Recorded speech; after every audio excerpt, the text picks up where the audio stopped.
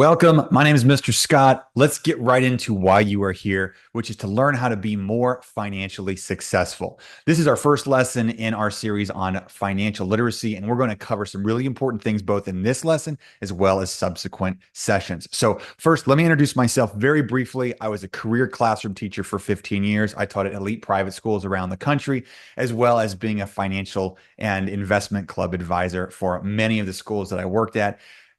I then took my passion for education and teaching into the private sector and have become a successful entrepreneur. And this is my attempt to give back to families so that you can become more financially successful in your life. Because if you have financial success or at least financial stability, you're going to have more options in your life. You're going to have more control over your time. And it's going to be a much more fulfilling experience as you make decisions in your life. So, as I start to share my screen, I want to tell you a little bit about how the course is going to work. When we go to a lesson, there's going to be a video lesson. I'm going to share with you a skill packet at the bottom of each lesson as a PDF. I strongly encourage you to print that out or at least have it up on your screen while we are going through the lesson, because everything we do will be reinforced through the completion of that skill packet. That's how you make these lessons and these ideas yours instead of just watching some type of content that maybe you're feeling like, oh, I just got to get through this. I don't want you to just get through it. I want you to own these skills so you can become more successful in your life. So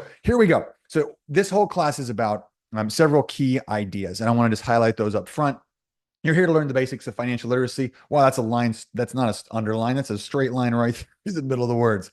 You're here to empower yourself with skills, and I want to develop for you a foundation for financial success. So as we go through our class, we're going to keep all of those ideas in mind through all the curriculum we look at. This class has a big quest, a big goal, and that long-term goal is really important. And I want to tell you how it works. I want you to be able to control your time. Okay. I want you to be able to control your time as you get older. And to do that, you have to make decisions in your life that put you in a position to eventually purchase assets. Assets are things like stocks, bonds, businesses, really high paying, well paying jobs that pay you for owning them or pay you for having those skills. And then when you do that, you eventually have more control over where, when, how, and why you work. So when you have assets that pay you for owning them, or really high leverage skills, physician, attorney, contractor, business builder, when you have those things, you can leverage them and i.e. make more money from them, then use strong decision making to make sure you don't waste any of that money on things that might not be essential. And eventually you're going to have more control over your whole life, which I think is fantastic. In this whole course, we're going to cover 5 main ideas. The 5 pillars of financial literacy, they all work together. So one thing I really want you to think about is you can't just pick and choose. Obviously, we can pick and choose individual tasks to get better at one day at a time. You can only do one thing at a time, right? You can't do a bunch of stuff at the same time. But we want to have skills in each one of these areas. And this course, when you develop these skills, when you learn about how to earn and then budget effectively and save money effectively and protect the money that you save and eventually begin to think about investing that money, and you continue that process for each of those steps, for each of those pillars, your financial foundation will become much stronger, and most likely you will have more control over your time, where, when, how, and why you work. It's going to give you more time in your life to do the things you want. Now, we're going to go over some broad earnings here, or broad definitions. I'm not going to read everything on the slide. This is mainly for your reference if you want to pause the video. But earning refers to any type of money that you make through a job or through a business or through investments, any money coming in to you. There's all different ways to earn money in life, but most of us start off by trading time for money through working. And there's nothing wrong with that. Most schools or academic curriculums prepare you for that. For example, when I first started working, I worked at a retail store, and I went and I sold men's clothes when I was in high school. And I would sell shirts, I would sell pants and ties, and then I would get paid based on how many hours I worked. So I had to trade the time, I had to show up to get paid. That's how most of us start working, and that's a very normal thing to do. This class is also going to teach you ideas in addition to trading time for money by getting a job and working on those skills about how to think about investments, where we use money that we save and we put it to work for us in things like savings accounts or potentially even in the stock market through stocks or bonds, something like that. So earning is very important. We can't be financially successful if we don't earn. Like you could crush the other four topics in this course, but if you're not earning money, it's not going to happen for you. So you have to earn no matter what. Budgeting is the next pillar. Now, budgeting is the step where you're going to use your decision-making process to control the money that you spend, and you can allocate it, you can put it toward things that you actually are trying to work towards. It's very easy to make money and then spend it on stuff you don't need. But I'm going to work with you in the skill packet on how to start thinking about budgeting so you can put money in different places for the right reasons. One thing we'll work on is how to look at your income, how to look at your expenses, and then setting some financial goals so that you have targets, you have objectives. You're not just getting a paycheck for showing up or getting your allowance, that you say, okay, I get this money. What am I going to do with it? What's it going towards? And as you get older, that money will go toward things like maybe a home or renting a property so you can live there, maybe a car that you have to purchase, and maybe you have a loan for that. Maybe you want to go take a trip and you need to learn how to save money for that. So budgeting and also goal setting is really important. They all work together to keep you within the limits of your financial foundation. So you don't go out and you don't spend the money that you don't have. Savings is really important. So budgeting and savings works together. We're going to talk in this class about the tools that will help you save related to budgeting. If you set a savings target, we're going to talk about how to open a savings account, which is a great holding tank so that you can take all of the money that you save is actually time that you've spent working that you're holding in reserve. I think it's so cool. And so when you save money that you make, you're actually saving a work in the form of currency or in the form of money in the bank. It's awesome. And you could use that money to then invest it in things like creating a business system where you can eventually get paid for running a business, or investing in equities like buying stock in Amazon or in Google or in Meta, which is like Facebook and Instagram. You can do these things so that you can eventually generate more income through saving money. Now, saving money is really important. We have several different ways and objectives we can set. Emergency funds are important, retirement savings, education funds. So there's all sorts of reasons we may want to save money, but getting in that habit and goal setting is really, really important. You're gonna hear me say frequently in this class that your behavior is going to determine your outcome. I'm not gonna lie to you. I'm not gonna sit here and say, hey, if you take this class, suddenly you're gonna be rich. No, your behavior is what's going to determine most likely your financial future as you get older.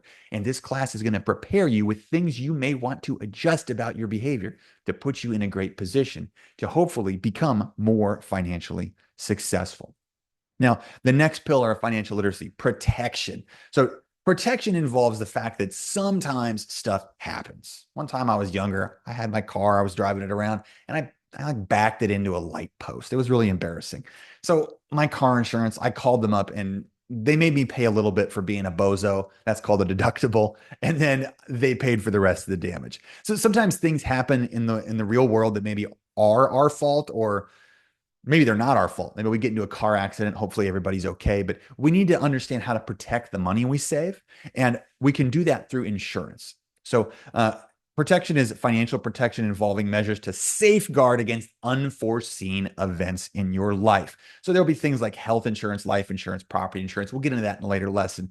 But when you're working so hard to earn money and budget it and save it, you want to protect it, because sometimes bad things happen and you don't necessarily want to lose your whole financial future just because something happens that you didn't anticipate. Like maybe you get really sick and you need some health insurance to cover some of those costs. So we'll talk about how those connect to help protect you financially. And our last pillar that we're going to focus on in the course is investing. We've already touched on it a little bit, but investing is taking the money that you've saved and then putting it to work for you by purchasing assets, things like stocks, which are slices of ownership in a company like Amazon or Facebook, Google, Nvidia. If you don't know what that is, it's okay. I have a whole lesson on it for you. I'm just introducing the concept, but it's a way to say, I'm going to buy something. I'm going to purchase an asset that will pay me for owning it. Like right here, I love this coffee mug. This is one of my few impulse purchases I made. I'll see if I can share it here. It's hard to see it on the video. Let me pull it through my hand. There we go. I love this coffee mug. It's really high quality. I purchased it at a diner when I was having breakfast with my family. I said, that's a great coffee mug, but it doesn't pay me for owning it. I just think it's cool. But the shares of stock that I own in various companies, they pay me for owning the stock because the company runs the business. They make profits and then they send me some of the profits. I want you to have that opportunity as well, because it can be very, very important. We'll talk in later lessons about different types of investments, how to be aware of what's called risk versus return. Yes, when you do invest, you could lose money in addition to making money. So we want to understand how that works.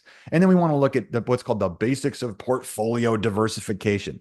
It means don't put all your investments in one thing most of the time, because that's very risky. So we'll talk about how to do that as we get into future lessons, but that's the big focus of the class.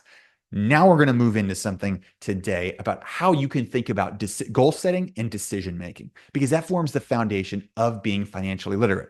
Remember, your behavior is what eventually will drive most of your financial success. So we want to look at how to set goals, and then we want to look at how to make choices that relate to those goals. And we're going to dive into that right now. Remember, at any point, if you're feeling like this video is going really fast, this is for you. Pause the video, rewatch it. Let me know how I can help. Like, I'm here to support you with this process. So on the skill packet after class, you're going to have a chance to practice this. But here is one foundational way to think about goal setting. It's the SMART goal setting method. And if you're in a traditional brick and mortar school, you might have heard of this before. It's okay if you haven't.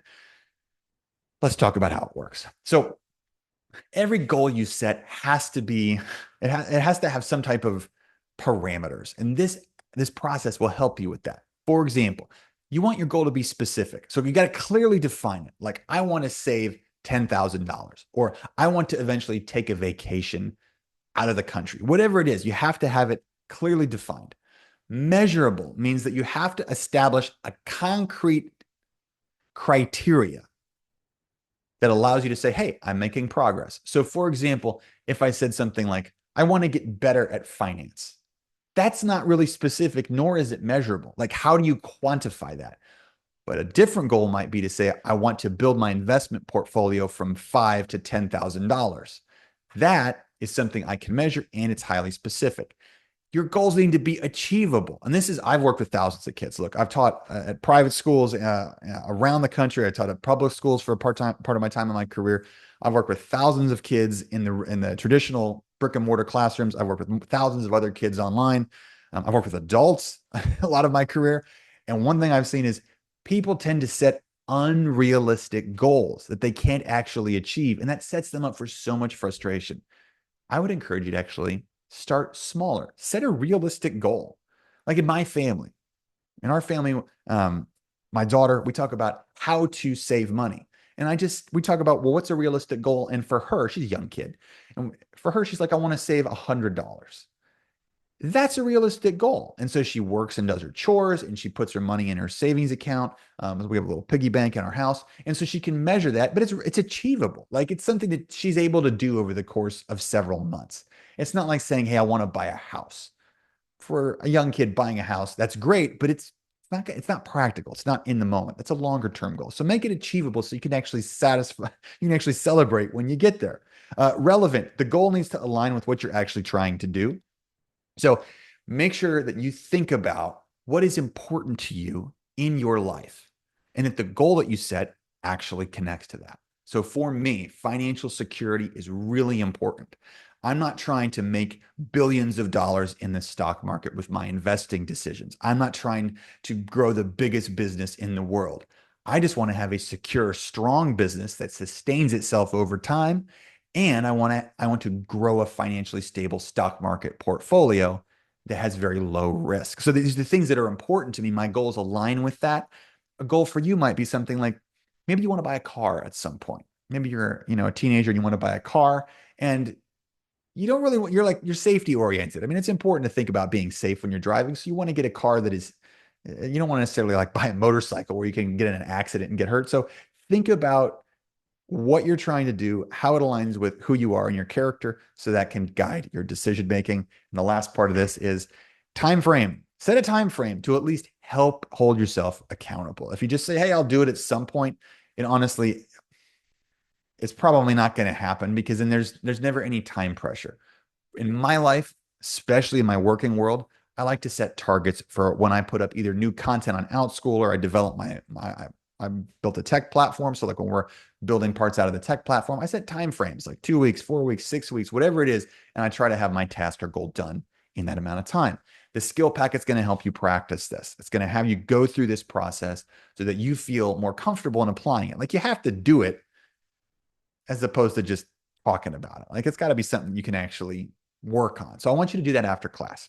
Now, the last thing here, this approach, this idea and this approach, this is something that some of the most financially successful people in the world apply. Huge business owners, people that are very financially secure, and people that are becoming more financially secure. When I taught AP economics for 15 years, this was the core principle we taught in every single class. It is the foundation of making strong choices. And I'm going to teach it to you right now so it can govern your decisions. You can get more out of those decisions.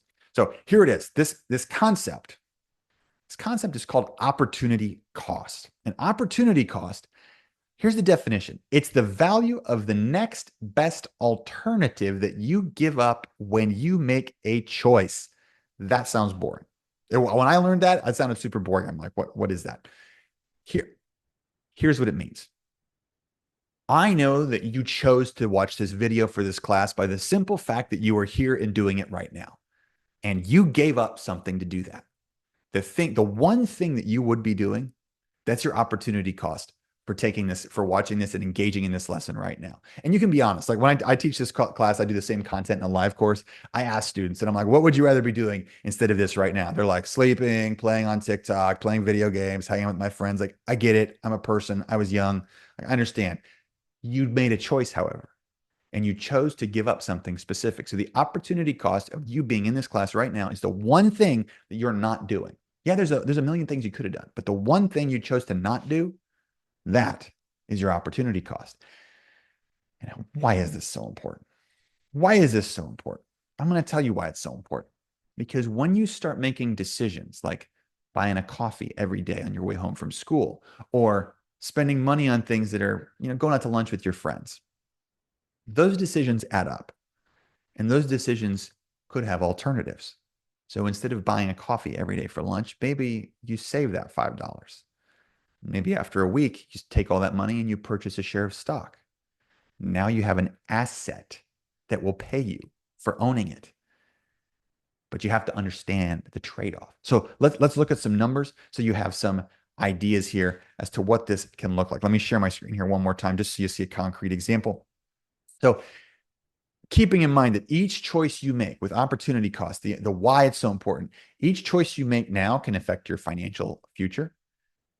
Most likely, if you want to be financially successful and prosperous, and that looks different for everybody, but most likely if you want to build wealth, you want to have money and assets which will help buy freedom for your life, it's going to happen in little chunks. It's going to happen with little decisions. For example, choosing to go to work every day, choosing to get up and design content, choosing to get up and answer important emails or have important meetings, choosing to get up and build a skill one day at a time, choosing to go to university and take the class that you need to eventually get into that major that's going to give you that skill set to become the physician, the engineer, the attorney, whatever it is. Those decisions stack and add up. And by making those clear choices and knowing what you're sacrificing, like if you don't go to the math class you need to go to become an engineer, you're pushing off your goal 1 year at a time or 1 semester at a time once you're in university. So making a choice to be accountable every single day can be very important. Let's look at a mathematical example just so you see how it works. Let's say you spend $5 a day on coffee. It's a very common habit. Like I like to do that. After I'm done working, usually I go grab a coffee. $5 to go grab a little specialty drink. Now, what am I giving up when I do that? It's not like I'm going to go buy something else. It's just I want a coffee, so I go buy it. But what am I giving up? Here's something to think about. Let's take a look at that for the full year. $5 a day times 365 is $1,825 a year. That adds up. If I chose instead of coffee, if I chose to invest this money, I'm missing out on potential investments of $1,825 a year based simply on that one choice every day to purchase a coffee. And what if I did that for 5 or 10 years? That would really add up. If I did it for 5 years, that's almost $10,000 that I could have in a savings account or an investment account. It starts to generate income and assets for me to give me more freedom. That 1 cup of coffee could turn into $10,000 over 5 years if I just change my behavior. And that's what I want you to consider. I want you to consider that when you take your decisions, and I want to put this on the screen here just so you have a video reference for it. When you annualize every decision, when you say, if I made this decision every week or every day, every week, every month, how much would it cost or save? Then you're allowed to see what you're actually giving up longer term when you make a financial decision. And that is incredibly powerful. The reason it's powerful is because when you see the cost of your actions in the moment, it might allow you to make a different choice. And remember, most likely your financial security or foundation is going to be directly connected to the choices you make in your life. At this point, I would love for you to have this video off to the side, go into your skill packet, begin the process of applying the things we've talked about. Let me know how I can help you. We're going to keep things rolling as we move through the course. Look forward to seeing you again next time. Thanks for being here.